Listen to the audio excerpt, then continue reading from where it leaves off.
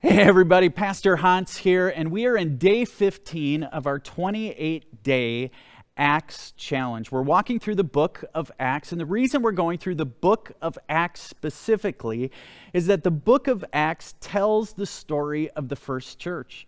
Jesus has died, Jesus has risen, and now the book of Acts tells the story of how those first Christians gathered together and what they did as the first church. It's in the book of Acts that we find out what the church, in a sense, was always meant to be. And so we're in chapter 15 today, and if you haven't read it, hit pause, read chapter 15, because chapter 15, I got to be honest with you, I drew the lucky stick. Chapter 15 is my absolute favorite book in the book of Acts, and here's why. Chapter 15 deals with conflict in the church, Conflict in the church. It never happens. Oh, no. No, hey, I was thinking about conflict. Before I get into this, I was thinking about church conflicts that I've either heard about or experienced myself. I mean, think of all the things church people argue about. One church I remember working at, they had an argument as to whether or not kids should be allowed to have red Kool-Aid in the church. This was a big argument for those church ladies. I've been in churches where they've argued whether you should use grape juice or real wine for communion. I even heard of a church where they had a huge argument about whether or not they should serve deviled eggs at the church potluck. Hey, here are a few more. Churches have argued over whether or not youth should be ushers. They've argued about whether or not they should be allowed to remove certain furniture or paintings or plaques from a church.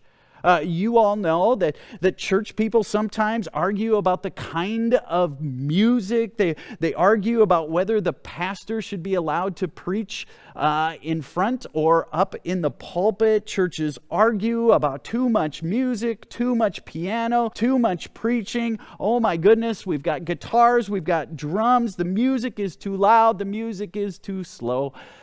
What is it about us church people? We are a fickle bunch.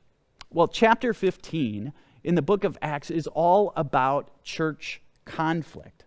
And it's a little embarrassing to talk about it, but in that first church, there was sort of this misunderstanding, this conflict that arose. You see, in the Jewish faith, the sign that you were an observant and obedient Jew is that you were circumcised if you were a male. And as those first Christians began to form their churches, they were predominantly filled with Jewish converts. And so they had this argument, should someone be allowed to be a part of the church, even if they weren't circumcised? You could imagine full-grown adult men. This was a big deal. Well, there were a couple of characters, Paul and Barnabas, who heard these sort of, how do I say, these would-be preachers who came and said, no, you can't be a part of the church unless you are circumcised. Well, this was a big deal to the Gentiles, the people who weren't a part of the Jewish faith. Well, one thing led to another, and Paul and Barnabas decided they were going to take their argument to the head of the church, to Jerusalem. And there in Jerusalem, they sat down with the muckety-mucks of the church, the grand poobahs, if you will, of the church, and they argued their case.